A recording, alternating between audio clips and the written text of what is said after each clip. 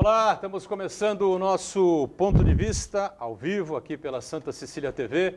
Muito mais informação, muito mais debate para você, não é? A gente sempre juntos aqui de segunda a sexta-feira, 1h30 da tarde, um horário tradicional da discussão política e no debate dos temas, dos assuntos importantes aqui para a nossa cidade, para a região metropolitana e para o país, né? Lamentavelmente, o país do coronavírus, o país do Covid-19, né? Os números se multiplicando, Brasil afora, os casos crescendo de maneira impressionante, né, por todo o interior do estado de São Paulo, por todo o interior do país, né, e a gente aí acompanhando, né, e obrigatoriamente noticiando e trazendo aí as informações na medida do possível, como faz todo o time de jornalismo aqui da casa, né, toda a equipe de jornalismo da Santa Cecília TV. Havia uma grande expectativa para o anúncio do governador João Dória, né, nesta sexta-feira, em relação às novas fases, né, as regiões que iam mudar de fase no estado de São Paulo, iam passar para a fase amarela, que é a fase 3, aí, com a possibilidade de abertura ou reaberturas, né, de bares, restaurantes, enfim, ao ar livre, pelo menos, né? E a Baixada Santista ficou onde estava, né? Estávamos aí na segunda fase, com a cor laranja, e na segunda fase, na cor laranja, ficamos. Só houve uma alteração. Para a fase amarela, passou a cidade de São Paulo, curiosamente, e a região metropolitana, a Grande São Paulo, né? Passaram de fase também para a fase amarela, São Caetano, São Bernardo, né? Santo André, Diadema, Guarulhos, Osasco. Não sei qual é a explicação, né? Não deu tempo de ouvir lá os detalhamentos que devem ter sido feitos por parte da assessoria do governador e do tal Comitê de Combate ao Coronavírus, que é pilotado pelo Dr. Dimas Covas, né, que é o diretor do Instituto Butantan. E a gente fica aí estranhando, né, porque, pelo que disse aqui ontem o Rogério Santos, que é um dos coordenadores do estudo epidemiológico desse combate ao vírus, não só em Santos como na Baixada, e pelo que havia dito aqui também na terça-feira, o Dr. Marcos Caseiro, que é o coordenador de todo esse processo, não é? Nós temos aí um número de leitos bastante razoável, 60% aí de leitos de UTI utilizados, temos uma sobra e, em tese, estaríamos absolutamente aptos a passar para a fase amarela. Isso provavelmente vai gerar uma reclamação enorme dos prefeitos aqui de Santos, São Vicente, Guarujá, Praia Grande, toda a Baixada Santista, que vão tentar, evidentemente, modificar esse quadro. Mas, oficialmente, é isso que temos, né? O Estado divulgou agora, então, e só a região metropolitana de São Paulo, chamada Grande São Paulo, passa para a terceira fase, né, com a cor amarela. E a Baixada Santista fica onde está. E várias regiões do Estado de São Paulo, pelo interior afora, ainda no vermelho, que é a primeira fase, em que a situação muito difícil. Só realmente as atividades essenciais é que estão liberadas. Você confere com a gente segunda a sexta-feira, aqui na Santa Cecília TV, a reprise do Ponto de Vista, não é? Até quinta, a reprise é às 8 da noite. Na sexta-feira, a reprise é à meia-noite. Doutora Thelma Rodrigues, advogada trabalhista, mais uma vez comparece aqui ao programa, mais uma vez participa com a gente aqui para trazer novas informações, para comentar aí assuntos importantes, especialmente ligados à área do trabalho. Prazer revê-la, Thelma. Tudo bem? Prazer é todo meu. Boa tarde, telespectadores. Sempre como eu venho quase toda sexta agora, aqui no programa do Boturão, falar sobre a pandemia e as relações de trabalho. E sempre assistindo em casa, e o programa do Boturão realmente é uma tradição já aqui na nossa região. E os nossos colaboradores todos aqui hoje, do Boturão, Santana, o nosso mestre também, Dr. Stalin. É um prazer estar aqui participando e espero poder colaborar aí com algumas perguntas, né, ou dúvidas. Que vão surgindo, evidentemente, são enormes. Dívidas em relação às questões trabalhistas sempre foram enormes e gigantescas, né? Depois da reforma trabalhista, então, do governo Michel Temer, essas dúvidas triplicaram. E agora, na época da pandemia, então, o pessoal está completamente perdido, né? Doutor José Stalin, mais uma vez, nos dá o prazer de participar com a gente nesta edição do Ponto de Vista. Prazer recebê-lo. Tudo bem? Muito boa tarde, Edgar. Boa tarde, telespectadores. Mais uma vez estamos aqui participando desse programa de grande penetração na comunidade da Baixada Santista e estamos aqui para colaborar com algumas informações, tirando dúvidas e participar do sofrimento coletivo, né, que nós estamos enfrentando. Essa que é a verdade. A gente ri para não chorar, né? E lá na ponta o Marco Santana, não é? Sempre atento aí às principais informações, né? O que vai acontecendo de importante aqui na região e no Brasil. E a sua participação, que também é sempre muito importante conosco. Tudo bem, Santana? Tudo bem, boa tarde a todos. Edgar Butrão, eu acompanhei um pedaço da entrevista coletiva do governador João Dória e, mais uma vez, se repetiu aquele fenômeno que a gente verificou cerca de 2 meses atrás. A região metropolitana de São Paulo, incluindo a capital, é uma grande ilha cercada de regiões por outros lados. A única região do estado que é amarela é a Grande São Paulo, região metropolitana de São Paulo, e as demais áreas laranja ou vermelho. O que se comenta muito é que João Dória e o prefeito de São Paulo vem sofrendo uma pressão muito forte dos restaurantes de São Paulo para poderem permitir essa reabertura do comércio. E uma grande preocupação de todos nós é com relação à reabertura das escolas. Foi anunciado que está previsto para acontecer no dia 8 de setembro, contanto que tenha, acho que, 3 semanas sem evolução da pandemia. Vamos esperar que isso realmente aconteça com segurança. Eu quero cumprimentar você que nos acompanha ao vivo, convidar você a participar também do programa, mandando sua pergunta, crítica, sugestão pelo Facebook. Ponto de Vista com Edgar Butrão ou então por e-mail, contato@pontodevista.tv.br. O programa também pode ser acompanhado ao vivo pela internet, santaportal.com.br/tv. As edições anteriores do Ponto de Vista ficam disponíveis na internet também, no nosso canal no YouTube e na nossa página no Facebook. E você que quiser acompanhar a reprise às 20 horas, uma boa noite. Boa noite sempre para você que está conosco na reprise, né? Lembrando que a gente encerra o programa às 14h30 ao vivo, né? Até a reprise que começa só às 8 da noite de segunda a quinta e à meia-noite na sexta-feira. Você sabe que coisas inacreditáveis e inimagináveis podem ocorrer na confusa e combalida República Brasileira. Bom, nós temos, só para a gente não perder o embalo, 8.282 casos oficialmente confirmados do Covid-19 em Santos, com 343 óbitos, 21.310 casos na Baixada Santista, 917 óbitos, 248.587 no estado de São Paulo, 13.759 óbitos e em todo o Brasil, 1.233.147 óbitos, 55.054 óbitos. 1.233.147 casos, né, confirmados. Como o doutor Caseiro explicou aqui na terça-feira passada, esses números não traduzem a realidade, né? O estudo epidemiológico realizado aqui na Baixada Santista dá conta que em toda a região a gente obrigatoriamente teria que multiplicar por 6,6, né? Não em Santos especificamente. Santos esse índice é menor, bem menor. Mas na região metropolitana por 6,6. Então você teria aí 60 e tantos mil pessoas que já foram contaminadas pelo coronavírus. Muita gente que não tem sintomas, né? É assintomático, mas transmite, né? Se não usar máscara, enfim, se não tomar os cuidados necessários que as autoridades estão aí divulgando. E ontem nós tivemos uma decisão, né, lá no Tribunal do Rio de Janeiro, que favoreceu a defesa do senador Flávio Bolsonaro, mas que foi contrária ao entendimento do Supremo Tribunal Federal e do Superior Tribunal de Justiça. Eu queria perguntar aqui aos dois advogados, se algum entendimento na área de vocês, por exemplo, nas instâncias inferiores, for contrário aos entendimentos do Tribunal Superior do Trabalho, como é que funciona isso? Você falou do caso do Flávio Bolsonaro? Do Flávio Bolsonaro seria na questão criminal, né? Então, porque ele teria perdido o foro. Você fala? Não, eu achei engraçado. Assim, no meu ponto de vista, a questão ficou da briga, qual seria o fórum competente. Isso. Enquanto deputado estadual,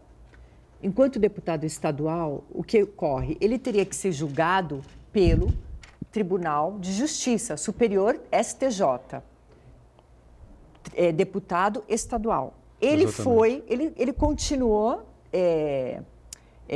concorrendo a cargo político e foi para senador. Exato. Então, aí, como senador, teria que ir para o STF, essa discussão dele. Só que tudo o que ocorreu foi enquanto ele era deputado estadual. Exatamente. Então, todos, no meu entendimento, tudo o que aconteceu, eu acho que tem que ficar no STJ, no Tribunal de Justiça, até porque todos os atos foram enquanto deputado estadual.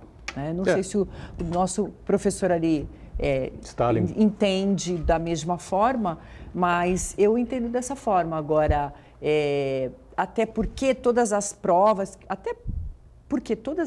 já foram colhidas, já está tudo ali naquele grau, naquele tribunal. Então, acho que seria uma perda de tempo aí, até questão de prazos, prescrição aí de algum ato. Então, acho que seria interessante manter o que já está feito ali. É o que eles fizeram, né? Eles mantiveram todas as decisões do juiz de primeira instância, mas transferiram a sequência para o tribunal. Então, já ouviu o Marco Aurélio Melo dizendo que está tudo errado, que não é nada disso, que não pode ser.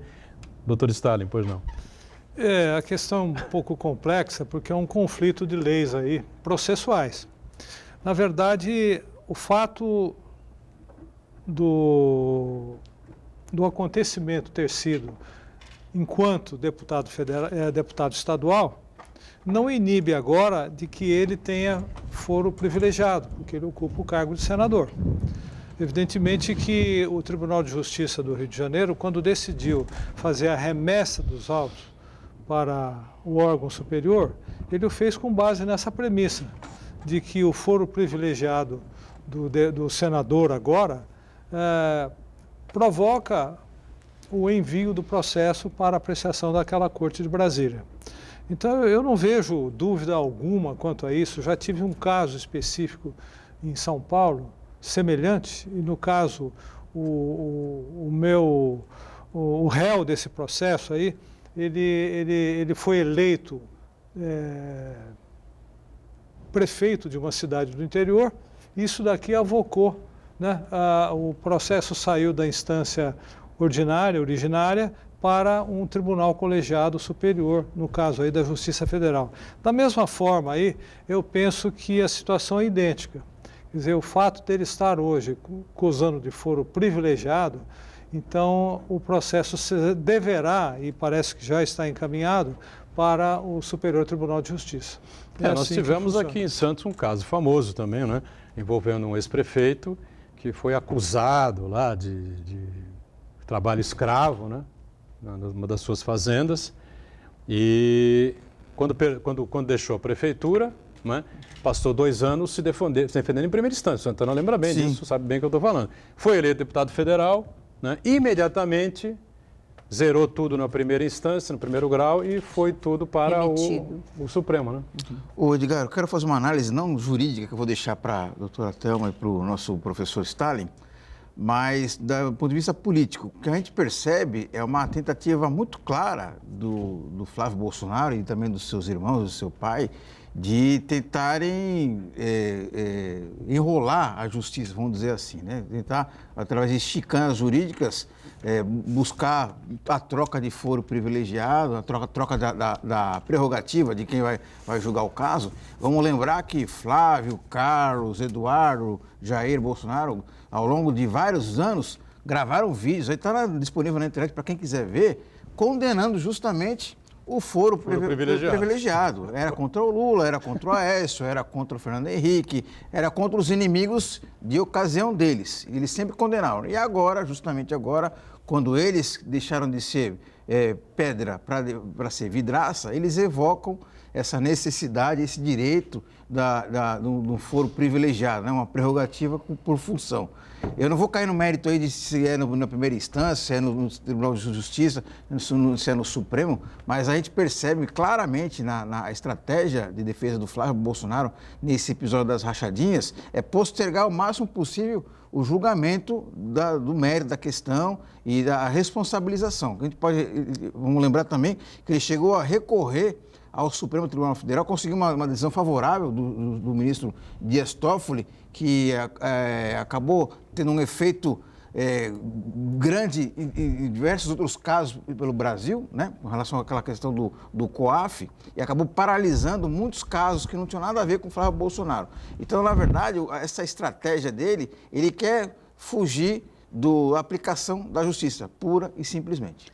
Lamentavelmente, né, os vídeos estão aí espalhados, aí o pessoal recuperou uma série de vídeos aí do Flávio Bolsonaro, do Jair Bolsonaro, enfim, satanizando a história do foro privilegiado, né?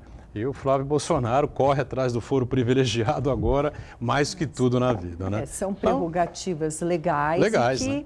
no momento... No caso deles, imorais, né?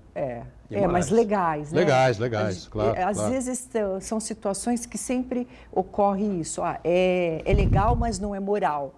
Mas eles gostam... No caso deles especificamente, né, Thelma? Porque privilégio. eles satanizavam tudo isso que o Santana falou. É verdade, está aí os vídeos com o Bolsonaro falando, com os filhos falando, principalmente o Flávio, né?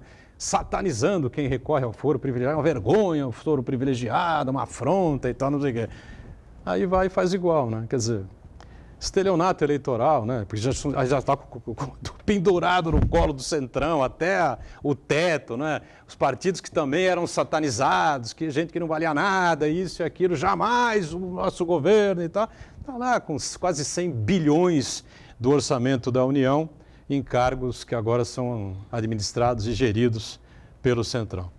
Mas que a gente não é só crítico, entendeu? Então acho que vale um elogio ao presidente da República, né, por ter escolhido uma pessoa da área da educação, uma pessoa técnica, né?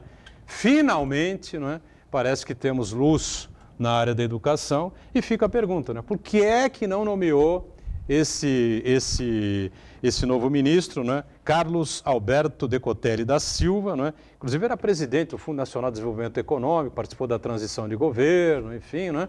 Tem um currículo, né? Do currículo bom, né? Mestrado, doutorado, pós-doutorado, ou seja, não é pouca coisa, aí, né? Know-how. E a gente já falou muito sobre o racismo, né? Essa praga aí que domina o universo, né? E é um homem negro, né? Exato. E todos esses predicados, né, Thelma? É importante, né? Importante colocar nesse momento atual aí, acho que ele até teve uma ideia genial, porque é meio complicado aí o governo dele, mas ele realmente acertou.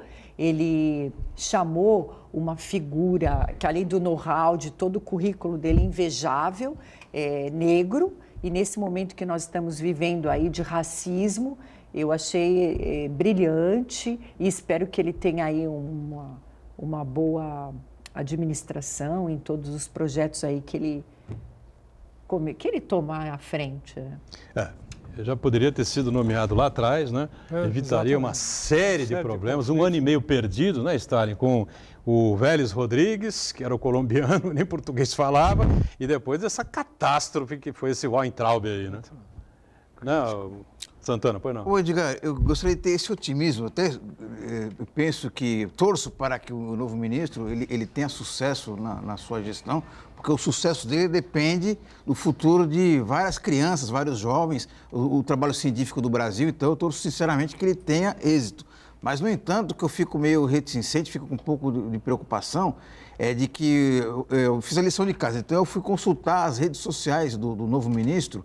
Então, ele tem ali uma defesa de cloroquina, ele diz que o ministro Weintraub, ele acerta tanto que merecia ter uma estátua. Então, quer dizer, ele tem um currículo muito bom, né? Tem pós-doutorado na Alemanha, ele tem um trânsito muito grande com educadores, ele diz que vai fazer uma gestão técnica, então ele espera sinceramente que ele faça uma gestão técnica e não caia na sedução de fazer uma gestão ideológica, porque a gente já percebeu como é que isso aí acaba. Ele pelo menos é meio distanciado lá aquele anormal lá da Virgínia, como é que ele chama? Olavo de Carvalho, né? Aquele monstro caótico lá, né? Que fica buzinando na orelha do presidente. Né? Eu penso que o grande problema que nós enfrentamos aqui no Brasil é a falta de um projeto.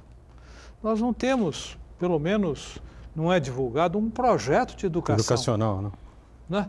Quer dizer, uma vez sedimentado um projeto, leva-se para se formar uma geração de cultura, de educação, cerca de 20 anos.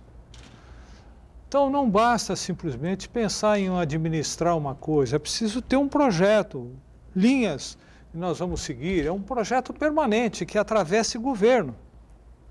Projeto de Estado, né?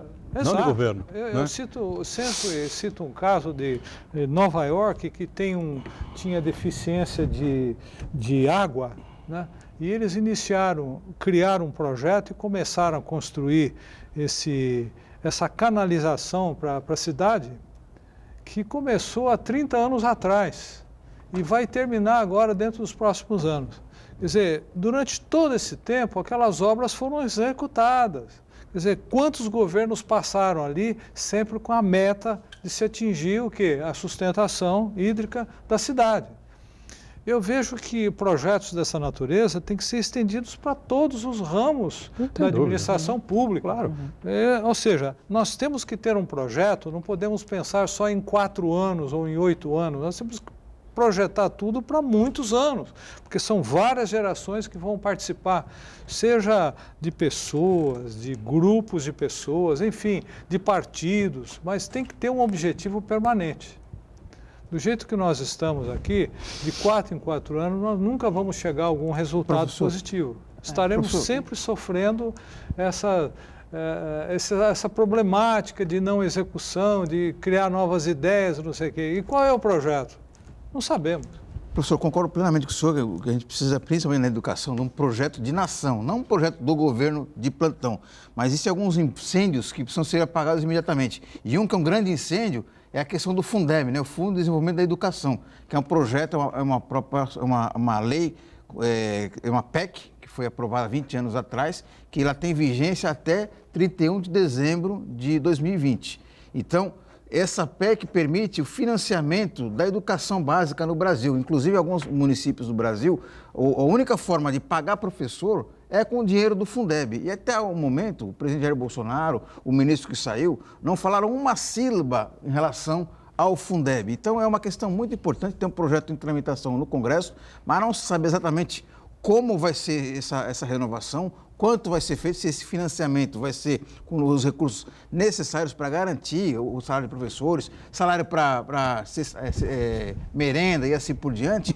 E a gente não percebe nenhuma movimentação do governo federal até o momento para fazer a renovação do Fundeb. Quer dizer, é um incêndio de grandes proporções que tem que ser apagado imediatamente. O único problema deste novo ministro da Educação é ele ter a aprovação do Paulo Guedes, né? Do ministro da Economia. O pior ministro da Economia da história da humanidade, né?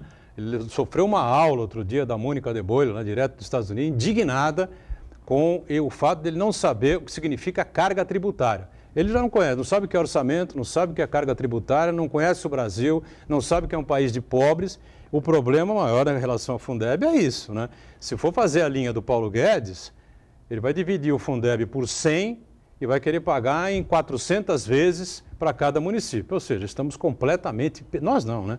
Os alunos do futuro estão completamente perdidos. A Natuzaneri defendeu bem ontem o Abraham Weintraub, né?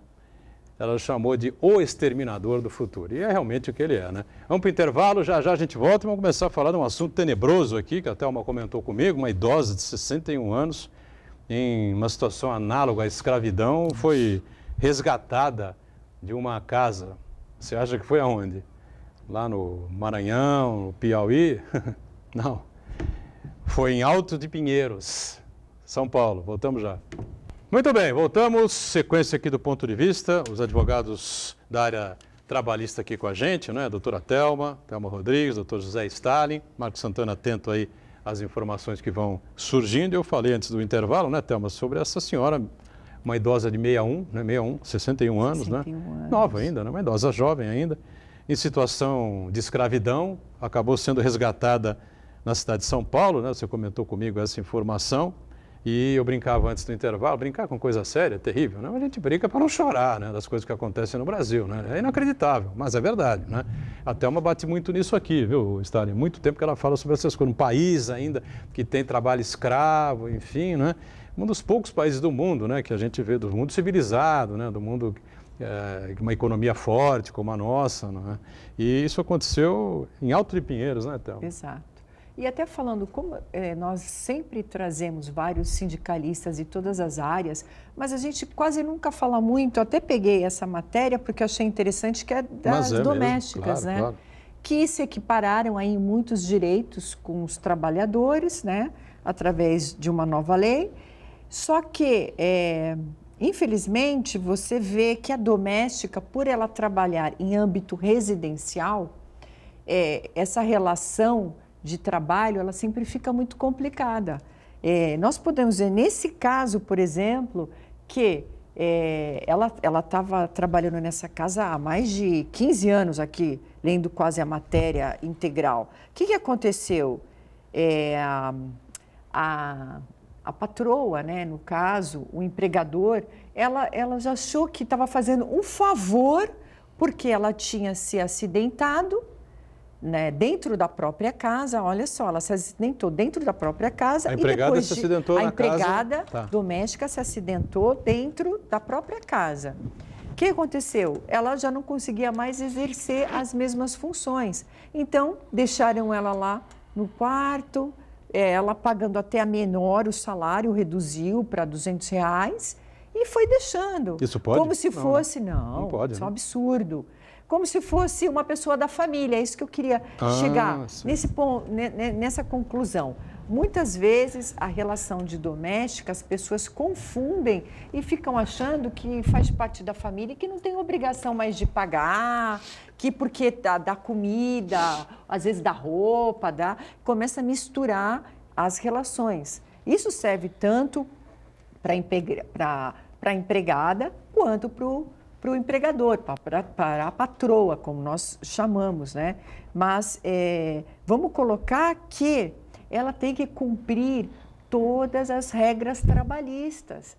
Se ela se acidentou dentro da casa, ela teria que estar recebendo um auxílio, ela teria que ir para o INSS, ela teria... Está registrado.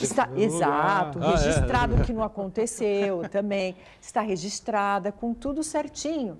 Então, é sempre importante destacar que nessa profissão sempre tem essa mistura, né, do empregador achando que está fazendo um favor porque mora dentro da casa, porque usufrui, ou então, ela come aqui. Eu já vi inúmeras situações. Isso não tem diferença práticas, nenhuma, né? Na relação trabalhista? Morar dentro de casa, receber almoço, jantar, café da manhã, nada disso, nenhuma, né? A lei não fala nada sobre isso. É uma relação de trabalho como qualquer outra, tem que registrar, tem que pagar 13º, férias, tem que pagar hora extra, né? Que depois da reforma que teve na lei, agora eu não me recordo. Inscrever no INSS. Pagar recolhimento de INSS. Inscrever no E-Social. Exato. O E-Social também, né? Então, todas as regras têm que ser obedecidas. E essa coisa de morar em casa, né? A tendência da questão das horas extras, ela Por isso que tem enorme, que ter um né? livrinho. Quando começou a vigorar a nova lei lá das domésticas, tem que ter um livrinho, um caderninho que ela vai anotar o horário que ela entra, o horário que ela sai. Se ela dorme na residência, é óbvio, ela vai anotar até o último trabalho lá que ela efetuou e depois vai, né, vai se recolher ou vai... Mas não podemos confundir, porque ela faz jus às horas extras, né? Então, isso é importante. Semana passada, eu fiz referência que o Brasil está a meio caminho entre o presente e o futuro. Nós queremos o modernismo, mas não queremos aceitar as regras do modernismo. Nós temos aqui como matriz paradigmática os norte-americanos, mas queremos manter o nosso status aqui diferenciado. Então, esse caso aí é simples, decorre da nossa cultura, do nosso sistema. Então, se a matriz lá de cima fala, vamos entender o que é profissionalismo, o que é o cidadão e o que é o cidadão profissional. Quando você exerce uma atividade, você tem que ser remunerado. Tudo tem que ser remunerado, a não ser que você faça você mesmo. Haja visto no caso que nos Estados Unidos você tem mais o quê? Equipamentos eletrônico para serviços de casa e tal. O serviço manual, o serviço pessoal custa caro. Nós aqui pensamos ainda lá no passado. ou seja, na utilização da mão de obra, do menor preço possível ou gratuitamente, em troca de comida, é uma verdadeira escravidão. Uma escravidão disfarçada. Porque ela está entendendo, Essa que é como eu dou comida, como eu dou moradia, então ela não tem nem direito a salário. Se nós queremos usufruir do progresso, né, da nova tecnologia, nós temos que pensar também, né, nessa matriz aí que querem nos impor, a partir do Michel Temer em diante, né? Principalmente o Paulo Guedes, quer dizer, nós estamos voltando no tempo de 150 anos atrás. Nós estamos criando aqui no Brasil, ou já criamos, a escravidão remunerada. Essa que é a verdade. Então, onde vamos chegar, não sei. Mas precisamos ficar atentos para isso. Professor, esse episódio lamentável sobre todos os aspectos é mais uma demonstração da herança da cultura escravocrata que impera no Brasil ainda, né? Mais que muitas pessoas relativizem, neguem, ainda assim, esse é apenas mais um exemplo. Tem muitos exemplos que acontecem na nossa vida, que estão muito presentes, que as pessoas não se percebem. Por exemplo, o dormitório de empregada. Por que dormitório de empregada? Porque a lei estabelece, olha só que coisa curiosa, eu vi um especialista falando sobre isso. A partir do momento que o arquiteto, na hora que ele vai fazer o projeto, ele coloca que não é um quarto, é uma dependência de empregada, ele desobriga a ter uma metragem mínima e desobriga aquele compartimento a ter uma janela. Remete ao quê? Remete à senzala, né? Remete a um lugar onde os escravos moravam, né? Por exemplo, outro exemplo também, o elevador de serviço. Em outros países, tem elevador de pessoas e elevador de carga, simplesmente assim, não é elevador para o senhor de engenho e o escravo, né? Então, uma pessoa que vai trabalhar na residência da outra tem que entrar pelo elevador de serviço, e se vê isso diariamente.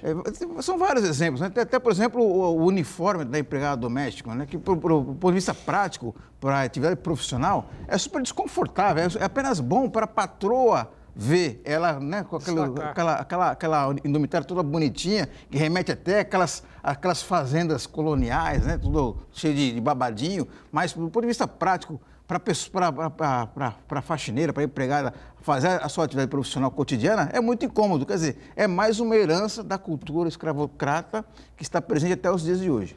Essa história da doméstica, né? A pessoa que empregada presta serviço, que trabalha para um casal, para outra pessoa, trabalho doméstico, enfim, né? Essa coisa de entrar pelo elevador dos fundos, só está completamente superado, né? Agora, infelizmente, eu vejo isso, eu moro num edifício, num prédio há muitos anos, né? Eu vejo isso todo dia, né? Eu não sei o que acontece Eu acho que só precisaria profissionalizar mais a questão da empregada doméstica, porque, infelizmente, esses, digamos, preconceitos ainda estão bem enraizados na nossa cultura, como a empregada doméstica entra pelos fundos ou... infelizmente existe, não é assim, na lei, a lei não abrange todas as situações. Olha, agora ela vai entrar pela porta da frente, mas é questão de bom senso, não é verdade? É questão de igualdade. Ela é empregada doméstica, está chegando em casa, ela tem que entrar pela porta da frente, é óbvio, mas muitas pessoas não pensam dessa forma. E eu acho que é questão aí cultural mesmo. Agora, o que nós podemos combater, e nós temos que combater, e a empregada pode reclamar, são os seus direitos trabalhistas que agora estão em vigor, que ela tem todos, registro em carteira, recolhimentos de INSS, depósito, hora extra. Então, é sempre bom relembrar que, apesar dela morar dentro da sua casa, ela é uma profissional e ela está lá trabalhando. Então, ela tem todos os direitos garantidos. Essa senhora, no caso em tela que nós demos o exemplo, é porque é uma região rica, são empresários, eu depois olhei o currículo também lá dos patrões, dos empregadores, então são pessoas que realmente têm posses e que não precisariam usar tipo desses meios, né, ridículo, para poder ter um empregado doméstico. Não, e agora outra coisa, o que é que sobra de punição para esse empregador aí, já que a pessoa foi resgatada da casa, uma situação de praticamente escravidão. Agora, interessante nesse caso, até abordar, era isso que era muito bom. O Ministério Público foi acionado, os fiscais, eles foram na casa, né, os fiscais de trabalho, é óbvio, foram na casa por denúncia, aí tiraram a senhora, ela está hoje numa casa vizinhos, que são amigos, o Ministério Público entrou com uma ação, inclusive até pedindo bloqueio de 1 milhão, bloquearam R$1 milhão da conta deles, para poder garantir aí uma possível, óbvio, né, uma reclamação trabalhista, o que ela tem direito de estar todos esses anos aí sem registro, bom, enfim, nessa situação que hoje ela se encontra. Agora, o que é interessante o valor que foi bloqueado, porque toda vez, isso a gente vê sempre na Justiça do Trabalho, né, doutor Stalin, quando se fala em multas, enriquecimento ilícito. Isso é cotidiano na Justiça do Trabalho. Quando tem uma multa a ser aplicada para o trabalhador, é enriquecimento ilícito. Agora, quando o patrão... Enriquecimento ilícito do trabalhador? Porque eles entendem que... Está exigindo demais, que não sei o quê. Imagina uma garantia tão grande assim, quer dizer, a pessoa não vale nada. Tem até uma jurisprudência, né, doutor Stalin, aí, que a multa não pode exceder o valor principal, entendimentos que... Código Civil. Não é compatível com a realidade, com o que está acontecendo. Porque o que essa senhora sofreu, nem 1 milhão vai pagar. Mas, pelo menos, ela vai conseguir, sei lá, comprar um imóvel e ter uma vida mais tranquila até o resto dos dias. Por quê? Porque pelo acidente de trabalho que ela teve, ela está com problema na perna, ela está impossibilitada até de conseguir arrumar um outro trabalho. Então, é bom... Inclusive, em vários processos, a gente sempre observa isso, que até mesmo nessa reforma, quando se falou de dano moral, que o juiz tinha aquela possibilidade de aplicar o que ele entendesse, ele ficou preso agora ao salário do trabalhador. Não, a reforma trabalhista tarifou a indenização. Exato. Coisa absurda. Absurdo. Quer dizer, não dá para o juiz aferir, sentir qual seria a compensação mais adequada para um determinado caso ou outro caso. Então ficou assim, tarifado. Valor tal, dependendo de situações. E são valores muito irrisórios, a verdade é essa. E com essa decisão, inclusive do bloqueio que o Ministério Público entrou e conseguiu, do valor, tendo em conta, sei lá, uma doméstica hoje ganha salário mínimo um pouco mais, eu achei bem interessante, eu achei que é um caso que realmente espelhou, não estou dizendo que seria uma justiça, porque o que essa mulher sofreu não tem reparação, mas eu acho que espelhou um pouquinho a realidade, né, de uma indenização para ela por tudo que ocorreu. Isso é um caso, né, que a gente vê na cidade de São Paulo, não é? Um caso que salta os olhos, um caso concreto, enfim, né? Mas pelo Brasil afora, hein, doutor? Meu Deus. Tem inúmeras notícias sobre isso, né? Demais. É só consultar aí a Justiça do Trabalho e você vai verificar o volume de ações, onde, principalmente nesses casos, né? Tem muitos mesmo. Alguém com a gente aí, Santana? O Uriel Vilas Boas, ele disse que o novo ministro dá indicação de diálogo para encaminhar seus projetos. O presidente ainda declara a importância do diálogo entre os poderes. Dá para acreditar em mudança de rumo? Não. Mudança de rumo, não. Dá para acreditar que é um cidadão, como é que eu posso dizer, conservador, né? Mas que é envolvido com a área da educação, tá certo? Não é um debilóide como o Abraham Weintraub, né? Que entendia absolutamente nada daquilo. Todas as pessoas que tiveram reuniões, que conversaram com ele, enfim, saíram horrorizadas, né? Das reuniões e das conversas que tiveram com ele, completamente fora do ar em relação à educação, não sabia nada de nada, né? E não se cercou de gente competente, gente capacitada, para poder colocar em prática aí alguma coisa de positivo, ou organizar de alguma forma alguma coisa de importante em relação à educação brasileira. O Weintraub é única e exclusivamente a definição perfeita da jornalista Natuzaneri, né? Do Grupo Globo, né? É um exterminador do futuro. Mais alguém aí, ô Santana? Temos aqui o Sandro Carvalho. Ele pergunta para a doutora Thelma: doutora Thelma, acha justo afastarem os portuários acima de 60 anos, com salário 50% a menos do salário? Engraçado que no Porto não existe prático, Anvisa, guarda portuário, policial federal e outros acima de 60 anos. Vamos aproveitar e fazer um rápido intervalo, estouramos o bloco aqui. Na volta, então, a Thelma responde essa questão aí, que é uma questão que é bem predominante, né, nos tempos atuais aqui. A gente já debateu isso, mas é sempre bom reforçar. Voltamos já já. Muito bem, na sequência do ponto de vista, tinha ficado uma pergunta aí pendurada em relação aos portuários, para a doutora Thelma responder. O Santana pode fazer um briefing aí para os portuários acima de 60 anos. Afastados, né? Então, com essa MP, agora falando aqui, né, nossa região, o Porto, a gente praticamente em todos os programas, né, Boturão, nós sempre falamos sobre o Porto.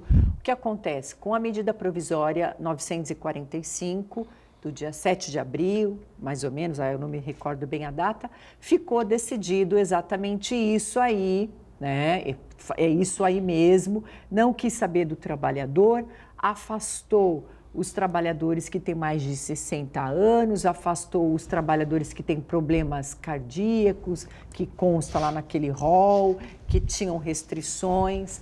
O trabalhador saiu prejudicado, para variar, como sempre, meu querido, não tem outra saída. Tentou tirar a exclusividade, colocou também como serviços essenciais, não podendo mais fazer greve. Bom, enfim, então essa medida provisória ela só veio prejudicando o trabalhador. Agora o que nós estamos aguardando aí as emendas, a ação direta de inconstitucionalidade que ficou também para ser aprovado aí, para tá aguardando. E, infelizmente, querido, o trabalhador portuário está sofrendo como todos os outros, né? Infelizmente, acho que até um pouco mais, porque vem uma MP, que às vezes parece que a MP é feita pelos... que a gente brinca aqui. Essa MP tem uma mão que nunca ajuda o trabalhador. Satânica. Tem uma mão que nós não conseguimos entender, ela nunca equilibra. Então, ele vai sofrer até, vamos ver qual vai ser a saída que eles vão ter e aguardar as ações de inconstitucionalidade que foram propostas e bem como as emendas aí que estão sendo sugestionadas para poder melhorar a situação. E nós contamos sempre, como eu sempre digo aqui, com os deputados da região que podem colaborar, principalmente aí com os sindicatos, né? E só lembrando também mais uma vitória da Uzi Minas, que eu estava lendo. Contra a Uzi Minas, né? Uma vitória contra... A favor dos trabalhadores. A favor dos trabalhadores, porque a Uzi Minas teve que manter, foi julgado no TRT, no Tribunal Regional do Trabalho, foi mantida a sentença da doutora Dalgisa, então segurou esses trabalhadores, são 900 trabalhadores aí. Então isso também é mais uma decisão favorável. E vamos esperar o Porto. Mas eu espero que também tenham boas notícias para vocês aí em breve, né? 900 trabalhadores seria demissão em massa, né? Sim, isso é inaceitável. Mas dessa decisão cabe recurso. E o posicionamento do TST?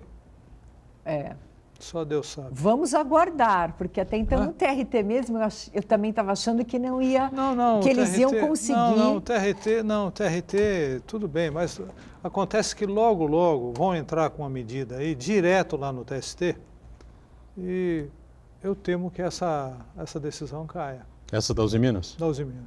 A favor da Uzi Minas. A favor da Uzi Minas, transforme-se em favorável à Uzi Minas. Eu acho que 900 trabalhadores, se demitir 900 trabalhadores é um ato absolutamente inconsequente. Não, né? É um crime não só contra essas famílias, mas como contra a região toda. E no momento que nós estamos vivendo dessa pandemia, né? Exatamente, pior ainda. Eu temo que essa decisão não vai subsistir muito tempo, pelo seguinte, porque existe um posicionamento ditado até pelo ministro Ives Ganda Martins, na época que acumulou o cargo de presidente do TST e de corregedor, onde sacramentou decisão no sentido de que a demissão em massa não tem óbice nenhum na nossa legislação, ou seja, na CLT.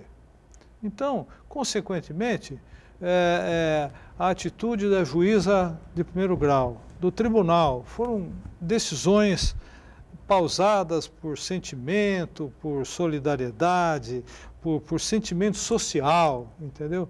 Que em Brasília não tem, não existe. É o texto frio da lei. Essa que é a verdade. Lamentavelmente. Então, não vamos ficar alimentando ilusões, vamos aplaudir a decisão até agora, mas eu temo pelo resultado em Brasília. Infelizmente. Esse Ives Gandra Martins, filho, né? Filho. Ele é filho do jurista Ives Gandra Martins e é sobrinho do gênio musical que o Brasil produziu, o João Carlos Martins, né? Que agora está tocando piano de novo, né? Está com uma mão mecânica, né? Uma luva mecânica. Eu vi outro dia, não sei qual foi a emissora, Cultura que eu vi, né? E ele voltou a tocar piano, legal, né? Bom, e o pai, só lembrando aqui que o pai está tendo, está dando muitos pareceres, o Ives Gandra pai, que está sendo bem contestado também agora, muitos a favor aí do Bolsonaro. A questão do artigo 142 da Constituição, de intervenção ou não das Forças Armadas nesse estado de insegurança ou incerteza que o Brasil está caminhando politicamente. É isso. Já há uma definição, né, do Supremo e de todos os órgãos de que as Forças Armadas elas não fazem mediação, né, que possa priorizar um dos poderes, evidentemente, né? Se você prioriza um dos poderes, você enfraquece automaticamente os outros poderes, né? Evidentemente que a atuação das Forças Armadas seria em favor do Executivo, né? Porque o Legislativo não vai chamar as Forças Armadas, nem o Judiciário, enfim, quem chamaria seria o Presidente da República, enfim, ou seja, é uma coisa, na minha opinião, superada, né? Eu realmente acho que tenho certeza que as Forças Armadas estão, na verdade, de nariz torcido aí por conta dessas acusações todas que envolvem a família do presidente. Que essa questão já está um pouco surrada, porque o ministro Fux, que assumiu ontem o Supremo Tribunal Federal, a questão de 2 ou 3 semanas já emitiu uma decisão a respeito do artigo 142, dizendo que o Exército não tem participado de nada. Não é força moderadora de nada. Né? E o próprio chefe do GSI, né, o general Heleno, né, aquele que foi expulso lá do Haiti, né, ele disse que matou uns 8 lá só na operação que fez, né? Diz a ONU que ele matou uns 800, né? E aí o Lula foi comunicado como presidente e retirou, né, o general Heleno de lá, ele ficou furo da vida com o Lula, tem ódio do Lula. E, além de tudo, né, ele participou também ativamente do Comitê Olímpico Brasileiro. Já falei isso aqui 1000 vezes. Né? Ele era diretor do Carlos Arthur Nussmann, um dos maiores corruptos da história do esporte brasileiro. As Olimpíadas do Rio de Janeiro foi uma bandalheira, mas uma roubalheira inacreditável. E o general Heleno estava lá, não viu nada. Né? Nada. Absolutamente nada. Não soube de nada, não participou de nada, não orientou nada, não denunciou ninguém, não viu coisa alguma. E ele agora está mais pianinho, né? Ele falou que o presidente da República não teve dificuldade nenhuma em trocar o chefe de segurança, enfim, né? Está mais calminho, né? O general Heleno, espero que assim continue. Agora, a informação que a gente tem, né, é que a pandemia está dificultando muito o direito trabalhista, um impacto muito grande aí em relação à própria economia, claro, né? As falências, pedidos de recuperação judicial, enfim, e tudo isso vem dificultando, até impedindo o pagamento de benefícios para os trabalhadores, enfim, eu acho que seria importante aqui os operadores do direito, especialmente nesse caso, que a pandemia deixa a gente quebrada, né? Quebra pequenos e médios empresários, comerciantes, mas deixa o trabalhador na rua da amargura, né, Stalin? A verdade é uma só, né? Nós observamos nesses praticamente 100 dias de sofrimento dessa pandemia aqui no Brasil, que tudo aconteceu, né? Quer dizer, os procedimentos de atendimento médico, a profilaxia que vem sendo feito, enfim, tudo que nada se tem certeza a respeito da pandemia e a sua evolução. Nada é absolutamente concreto, perfeito, que a ação é assim, é assado, muito pelo contrário. as opiniões são contraditórias, inclusive por grandes pesquisadores internacionais, de assinalar que é algo novo. E como algo novo, nós não sabemos ainda. Até a Organização Mundial de Saúde também andou titubeando lá, emitindo pareceres errôneos. Mas, na verdade, não podemos nem falar do que é errado e do que é certo, porque é uma coisa inusitada, nova. Nós não sabemos o que vai acontecer. Agora, aqui para nós, paralelamente, nós estamos vivendo na área trabalhista a mesma situação. Nós não sabemos o que vai acontecer. Então, o governo tomou a iniciativa dessas medidas provisórias para tentar resolver, equilibrar essa situação. Já esgotou esse período, já estamos num período novo, houve uma complementação do governo para sustentar a manutenção aí do povo, agora já está prorrogando, tem mais pagamentos à vista aí, 500, 400 e 300, mas nada é sabido quanto tempo vai durar isso. Nós temos aí, vamos dizer assim, algumas determinações de tribunais, de órgãos públicos, falando em setembro, outros falam em outubro, outros já estão projetando para dezembro. Ou seja, quando vai terminar isso? Não sabemos. Enquanto isso, nós vivemos a insegurança jurídica. Por quê? Porque toda aquela estrutura do direito que foi afetado por construções também jurídicas em cima de tudo aquilo que nós temos há muitos anos, também foi afetado. Então, nós também não sabemos o que vai acontecer. Então, fala-se, vai ter um volume grande de ações que já estão entrando. Eu não sei se estão entrando. Na verdade, eu penso que quando acabar a pandemia, se acabar, aí sim o volume de ações vai ser muito grande. Por quê? A Justiça vai ter que acomodar essa situação, ou seja, o que efetivamente provocou a pandemia em termos jurídicos, em termos de direito dos trabalhadores, considerando normas que estão fixadas na Constituição Federal, garantias, né, como ato jurídico perfeito, direito adquirido e assim por diante. Então, muitas coisas que ainda não foram discutidas antes da pandemia serão somadas com os problemas da pandemia e vão transbordar no judiciário. Então, eu penso que quando isso acontecer, não sei, talvez depois de outubro deste ano, depois de dezembro, aí sim a coisa vai ficar muito complicada. Vai haver muitas ações e a minha dúvida pior é o seguinte, vamos sobreviver até lá? Agora, a gente tem aqui o site consultor jurídico, né? Além de outras consultorias, né? Dizendo o seguinte, que essas verbas rescisórias relacionadas à pandemia já somariam aí a casa de R$1 bilhão. Para ser pago. É possível. É possível, É possível. porque muitas empresas fecharam. Mas assim, também relembrando que a medida provisória 936 está para ser sancionada ainda para continuar os benefícios que vão ser prorrogados. Então, eles estão aguardando, né? A gente está nesse período. Esse dos R$600? Não. Da questão 400 e 300, da redutibilidade salarial, não tem nada certo. Da ainda, redução né? de salário e da jornada, que está lá na 936, que é o que a gente está aguardando.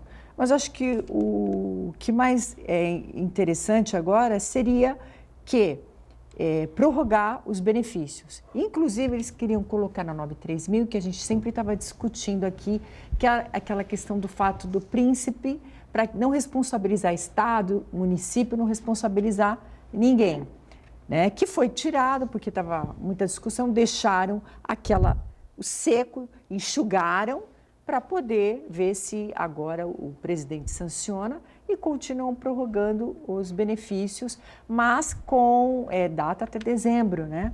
Já ficaria até dezembro. E tem a MP pelo CNJ, que a 91, medida provisória 91, 94, já foram prorrogadas até dezembro também. Então, eu acredito que toda essa situação, ela deve se estender até dezembro. Diga, Santana. Eu gostaria de perguntar, colocar uma questão para os nossos professores aqui de Direito.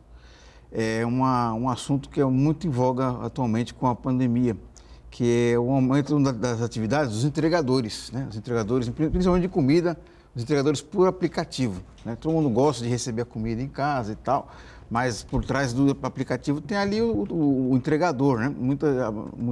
Todos eles não têm direitos trabalhistas formais, porque o aplicativo diz que é um mero intermediador de relações entre quem entrega e quem recebe a comida. E só que muitos deles, há relatos de que muitos deles entregam comida com fome, não tem lugar onde ir ao banheiro, e se um deles... Risco de acidente. Então, isso que eu ia falar. Se um deles cai de bicicleta, eles ficam entregues à própria sorte e, além de doentes, não conseguem trabalhar, não conseguem, né?